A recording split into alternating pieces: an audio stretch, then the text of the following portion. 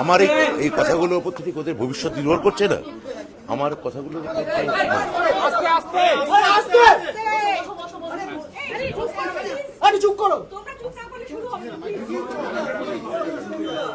আমি 5 মিনিট পরে না, আমি না হচ্ছে না, ওই চেঁচাচ্ছে নীল টুপি চেঁচাচ্ছে, কে কোন চ্যানেল?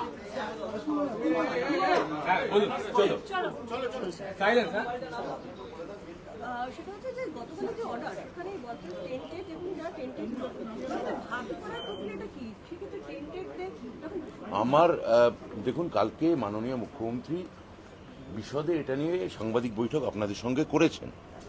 আমার আর বলার বিশেষ কিছু অবকাশ আছে বলে বা পরিসর আছে বলে মনে করি না।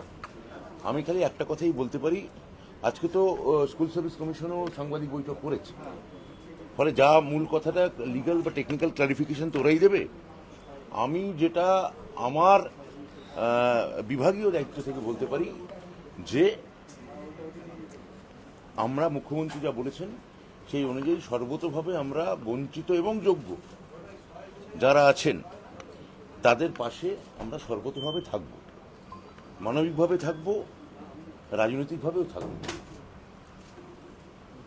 1, 2 এই যে আপনারা যেটা বলছেন টেন্টেড বা আনটেন্টেড, বা এক দলের বেতন ফেরত দেওয়া হবে আরেক দলের বেতন ফেরত দেওয়া হবে না, এই কথাগুলো তো আমার কথা নয়, এগুলো মহামান্য প্রধান বিচারপতির জাজমেন্টে প্রতিটি পাতায় আছে, মানে বেশ কয়েকটা পাতায় আছে, 28 নম্বর অনুচ্ছেদে খুব স্পষ্ট করে আছে। তাহলে যে রায় বলছে যে টেন্টেড এবং আনটেন্টেড, সেটা তো এসএসসির দেওয়া তথ্য পরিসংখ্যান তার ভিত্তিতেই বলা হচ্ছে। তাহলে আপনারা যেটা বলছেন যে যোগ্য বা অযোগ্য এসএসসি ভাগ করতে পারেনি, তা নয়। হয়তো বলতে পারেন তাতে কোর্ট সম্পূর্ণত, কোর্ট সেটা বলেওছেন মাননীয় যে তারা সন্তুষ্ট হচ্ছেন না, কিন্তু যোগ্য অযোগ্যের একটা ভাগাভাগি নিশ্চিতভাবে প্রধান বিচারপতি রায়ের পর আমরা বুঝতে পারছি, এবং যারা যোগ্য এবং বঞ্চিত তাদের একটা মানবিক দৃষ্টিভঙ্গি যাতে সব তরফ থেকে বেরোয়, আমি সেই আবেদনও এই সূত্রে করব। দেখুন, রিভিউ পিটিশন বা ইত্যাদি এই টেকনিক্যাল বা লিগাল প্রশ্নগুলো, এগুলো তো এসএসসির ব্যাপার। এসএসসি তার আইনি প্রক্রিয়া নিয়ে করবে।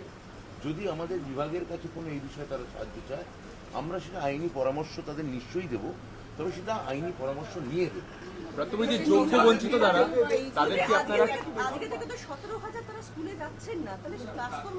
আমার মনে হচ্ছে যে এটা এই তথ্য ঠিক নয়। বিশেষত গতকাল মুখ্যমন্ত্রী যে বার্তা দিয়েছেন, সে বার্তায় পরিষ্কার করে তাদের কি করণীয় বা কি করণীয় নয় সেটা তিনি কালকে তাদের বলে দিয়েছেন। আর আপনারা যেটা বলছেন, আমাদের কাছে এরকম কোনো তথ্য নেই যে তারা যাচ্ছেন না। আমি তো এরকম কথা বলতে পারি না। আমি বলছি যে মুখ্যমন্ত্রী কালকে যেটা বলেছেন এবং মহামান্য বিচারপতি যেটা বলেছেন, সেটার পর যদি কোনো টেকনিক্যাল বা কোনো লিগ্যাল ক্লারিফিকেশন, সেটা তো এসএসসি আজকে জানিয়েছে। তো এসএসসি জানিয়েছে যে তারা মহামান্য প্রধান বিচারপতি সুপ্রিম কোর্টের কাছে তার একটা লিগ্যাল ক্লারিফিকেশন চাইবে। তো তার আগে মুখ্যমন্ত্রী যে মানবিক বার্তা দিয়েছেন, আমি আবার বলছি, তার উপর সমস্ত শিক্ষককে বলবো ভরসা রাখুন।